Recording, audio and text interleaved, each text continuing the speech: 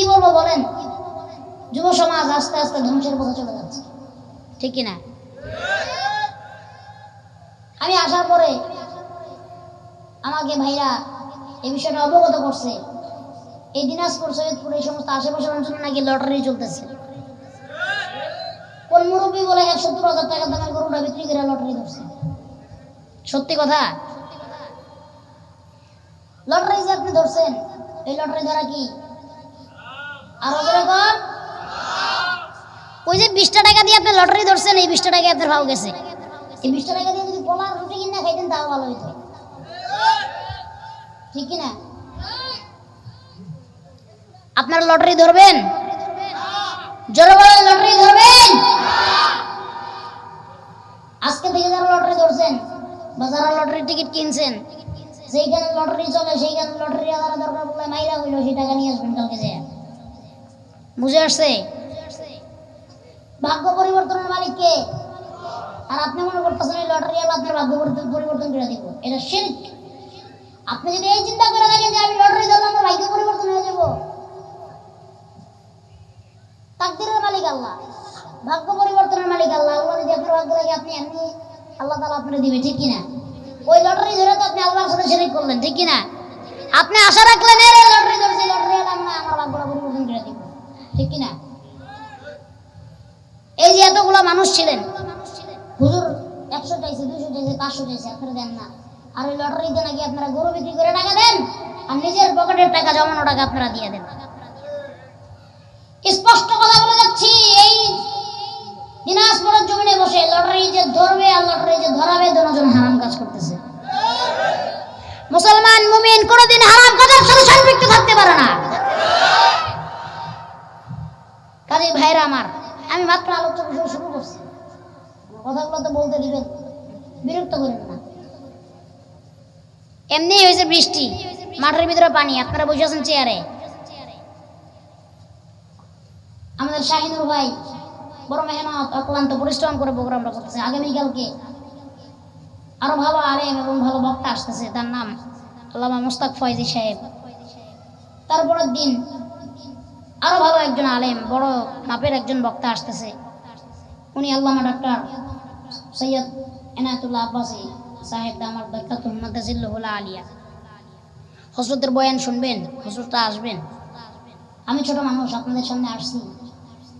আল্লাহ তাআলা যদি জবান থেকে কিছু কথা বের করে দেন, আমি বলবো আপনাদেরকে, আপনারা কি ধৈর্য ধরে শুনবেন না উঠা বসা করবেন? আল্লাহ তাআলা আপনাকে আমাকে ধৈর্য ধরার তৌফিক দান করুক। আল্লাহ তাআলা আপনাকে আমাকে সবরে জামিলা আতা ফরমান। সকলে বলি আমিন। আমি কথার সামনে বাড়াবো, আগাবো না শেষ করে দিব?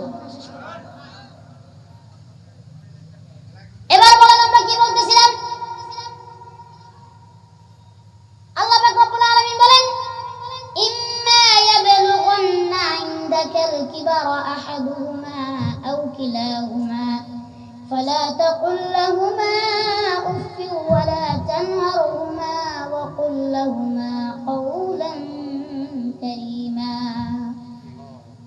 আল্লাহ পাক রব্বুল আলামিন বলেন, যদি তোমার জীবদ্দশায় দেখো তোমার মা অথবা তোমার বাবা অথবা উভয়ই যদি দেখো তারা অসুস্থ হয়ে যায় বা তারা বৃদ্ধ হয়ে যায়, তাদের সেবা যত্ন করো, তাদের সাথে এমন কোনো ব্যবহার করো না যাতে করে তারা মনে কষ্ট পায়।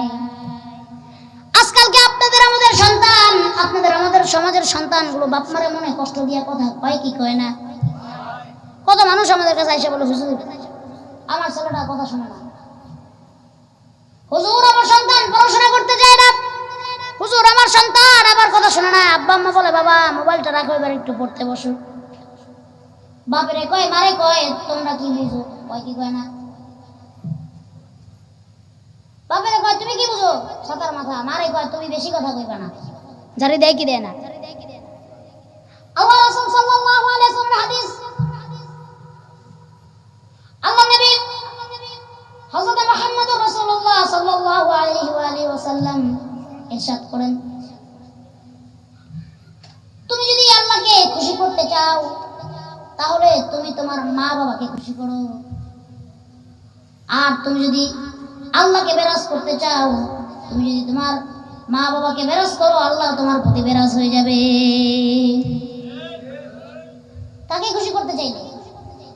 আল্লাহকে রাজি খুশি করতে চাইলে কাকে খুশি করতে হবে? আম্মা আব্বাকে খুশি করতে হবে। আল্লাহ তাআলা প্রথমেই বলেছেন আমার সাথে কারোকে শিরিক করো না, আর তোমার মা বাবার প্রতি সৎ আচরণ করো। সুবহানাল্লাহ বললেন না? আল্লাহ বলেন যদি তুমি আমাকে খুশি করতে চাও আর তোমার মা বাবাকে খুশি করো, আর যদি আমাকে বিরাজ করো, তোমার মা বাবাকে যদি তুমি বিরাজ করো, আমি আল্লাহ তোমার প্রতি বিরাজি হয়ে যাব। আল্লাহ যদি আপনার আমার প্রতি বিরাজ হয়ে যায়, দুনিয়ার যত বড় শক্তি আছে সব যদি আপনার আমার পক্ষে চলে আসে, আপনাকে আমাকে ওই আযাবের হাত থেকে, ওই বিচারের হাত থেকে কেউ আপনাকে আমাকে বাঁচাইতে পারবে না।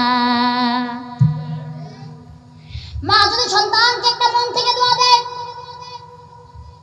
ওই সন্তানকে কামিয়াব হওয়া থেকে কেউ আটকাইতে পারবে না। আর যদি মার মন থেকে একটা বদদোয়া চলে আসে, মার মন থেকে যদি একটা কষ্ট চলে আসে, ওই সন্তানকে ধ্বংস হওয়া থেকে কেউ আটকাইতে পারবে না। হতে পারে মা খারাপ, হতে পারে মা চোর, হতে পারে মা জিনাখোর, হতে পারে মা খারাপ, কিন্তু মা যত খারাপ হোক মা কিন্তু মাই, ঠিক কিনা? বাবা যত খারাপ হোক বাবা বাবাই। এই জন্য আব্বা আম্মার সাথে আজকে থেকে কারা কারা ভালো ব্যবহার করবো, সবাই দুটা হাত করে আল্লাহুম্মা আমিন। আল্লাহ আজকে থেকে আমাদের মা বাবার সাথে ভালো ব্যবহার করার তৌফিক দান করে দাও, তাদের খেদমত করার তৌফিক দান করে দাও। তারা যেই কাজ করলে বেরাজ হয় সেই কাজ থেকে দূরে রাখো, তারা যেই কাজ করলে খুশি হয় সেই কাজ আমাদের বেশি বেশি করার তৌফিক দান করো। আল্লাহ তুমি আমাদের প্রতি রাজি খুশি হয়ে যাও। আল্লাহ আমার আব্বা আম্মার প্রতি রাজি খুশি হয়ে যাও। হাত নামাই। বৃদ্ধাশ্রম চিনেন তো? চিনেন না? বৃদ্ধাশ্রমে মাঝে মাঝে যদি যান, জিজ্ঞেস করবেন বৃদ্ধাশ্রমের আম্মা আব্বা গুলারে, বলবেন আপনার সন্তান কি করে? একজন কইবে আমার সন্তান অস্ট্রেলিয়া থাকে। গরিব মানুষের বাপ মারে কেউ জীবনে কেউ আমি বৃদ্ধাশ্রমে দিতে দেখি নাই। গরিব মানুষের বাপ মা বৃদ্ধাশ্রমে যায় না। আরেকজনকে জিজ্ঞেস করবেন আপনার সন্তান কি করে? কবে আমার সন্তান বড় ব্যারিস্টার, উকিল। আরেকজনকে জিজ্ঞেস করবেন, বলবে আমার সন্তান বড় ম্যানুফ্যাক্চারির মালিক। প্রশ্ন করবে তাহলে আপনি এখানে কেন? যার সন্তান বিদেশ থেকে সে বলে আমার সন্তান তো বিদেশ চলে গেছে বউ পোলাপান নিয়ে, আমাকে কে দেখবে, এই জন্য আমাকে দেখাশোনা করার জন্য আশ্রমে দিয়ে গেছে। যার সন্তান ডাক্তার সে বলবে আমার সন্তান সারাদিন ডাক্তারি কাজে ব্যস্ত থাকে, তার বউ ডাক্তার, ছেলে মেয়ে ভালো ভালো স্কুলে পড়ে, আমি তাদের বাসায় থাকলে সমস্যা হয়, এই জন্য আমাকে এখানে দিয়ে গেছে, আমার দেখাশোনা করার লোক নেই। আসরা নাই?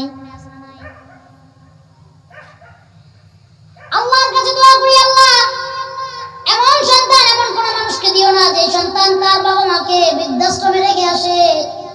এমন সন্তান যেন আল্লাহ মানুষকে না দেয়। এই সন্তান দেওয়া থেকে যেন আল্লাহ তাআলা সন্তান মানুষকে না দেওয়া থেকে বিরত থাকে, ঠিক কিনা? এমন সন্তান জন্ম দিয়া কি লাভ যে সন্তান বাবা মাকে বৃদ্ধাশ্রমে দিয়ে আসে? এমন সন্তান না থাকার থেকে আটকরা থাকা অনেক ভালো, সন্তান না থাকা অনেক ভালো, ঠিক কিনা? আমার যুবক ভাইদের পায়ে ধরি, ভাই মা বাবার সাথে খারাপ ব্যবহার খারাপ আচরণ করো না। মাকে যদি তুমি খুশি করতে পারো, মাকে যদি তুমি রাজি করতে পারো, আমার আল্লাহ তোমার প্রতি রাজি হয়ে যাবে।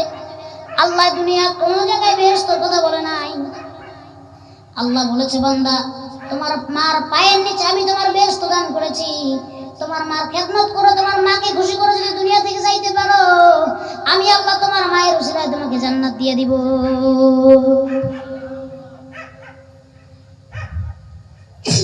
এমন সন্তান আছে এই সমাজে যে সন্তান মায়ের গায়ে হাত তুলে আসে নাই। এমন সন্তান আছে যে সন্তান বাবার গায়ে হাত তুলে আসে নাই। এমন সন্তানগুলোকে যেন আল্লাহ তাআলা পঙ্গু করে দেয়। যে সন্তানের হাত তার মায়ের গায়ে উঠলো সে হাত যেন পঙ্গু হয়ে যায়। যে সন্তান তার বাবাকে লাথি দিল তার পা যেন পঙ্গু হয়ে যায়, ঠিক কিনা? আল্লাহ রাসূলের কাছে এক সাহাবী আসলেন, এসে প্রশ্ন করলেন, জিজ্ঞেস করলেন নবীজি দুনিয়াতে সব থেকে দামি সম্পদ কি? সব থেকে দামি সম্পদ কোনটা?